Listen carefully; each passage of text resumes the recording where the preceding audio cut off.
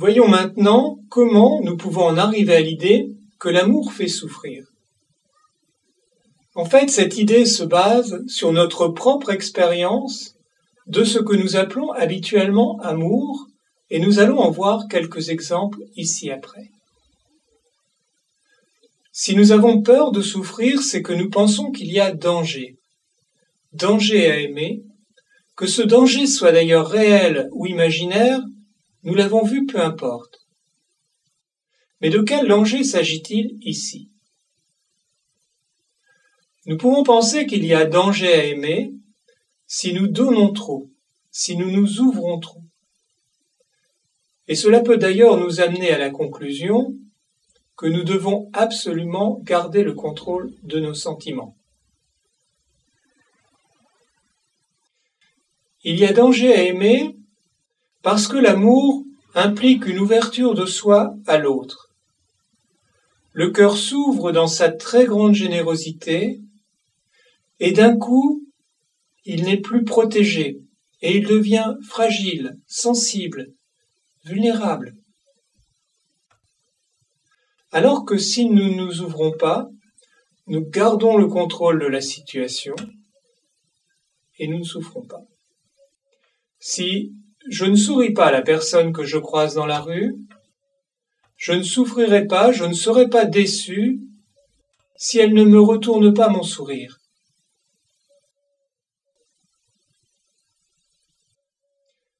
Mais si nous nous ouvrons, si nous mettons à nu notre sensibilité, alors, comme nous n'avons aucun contrôle, aucune prise sur la réaction de l'autre, nous ne savons pas du tout comment il peut réagir. Et s'il n'est pas dans le même état d'esprit que nous pouvons tout à fait souffrir. Nous avons vu que même exprimer de l'amour de façon simple, en souriant à une personne que nous croisons, peut être source de déception, de frustration. Et je vais encore citer 2 exemples un peu dans le même ordre.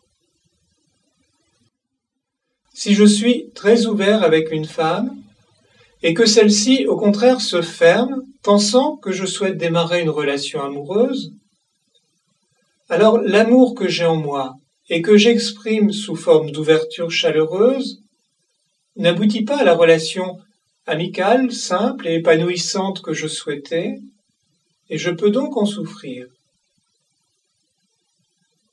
Pour citer un autre exemple, si dans une relation je suis très attentif, très prévenant des besoins de l'autre, et que celui-ci n'est pas dans le même état d'esprit, il peut être tenté d'en profiter abusivement, même d'ailleurs si c'est de façon tout à fait inconsciente.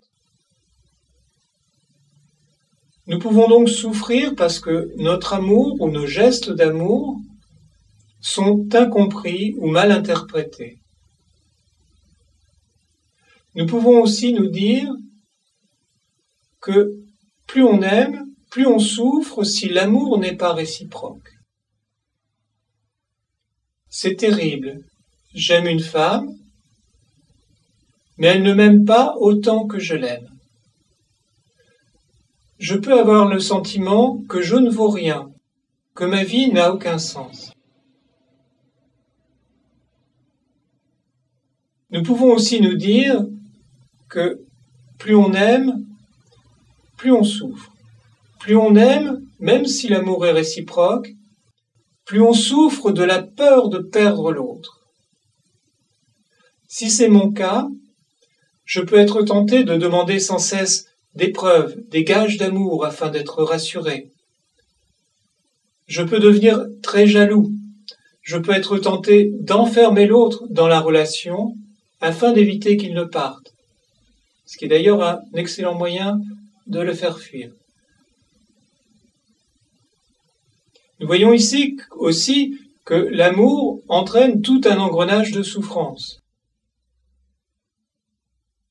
Et si on aime très fort, comment faire lorsque la relation se termine ? C'est atroce. Quelle sensation insupportable de manque. Et cette fois-ci, il n'y a plus d'espoir que ça s'arrange, que l'autre revienne. Cette fois-ci, tout est fini.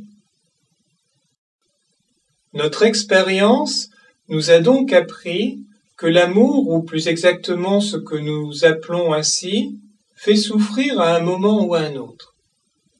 Les histoires d'amour finissent mal en général, dit une chanson.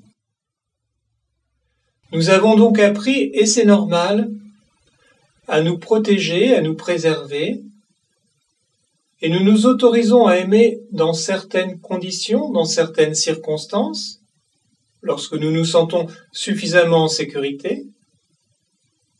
Mais en dehors de ces circonstances et de ces conditions, règne souvent la prudence, la méfiance, l'aigreur, le cynisme, la tristesse, la colère ou la haine, tout sentiment fruit de l'amour déçu ou craignant d'être déçu. Parfois, c'est vrai, l'amour amoureux, par exemple, nous emmène plus loin. Il nous permet d'accéder à des niveaux supérieurs de notre être. Mais alors souvent, nous nous empêtrons alors dans des complications que nous créons nous-mêmes de toutes pièces, par crainte de perdre l'autre, par orgueil ou par jalousie. Et ces niveaux supérieurs d'être laissent alors facilement la place à la manifestation de nos aspects les plus sombres. Or, ces souffrances, ces manifestations de nos aspects sombres, nous n'en voulons pas, n'est-ce pas ?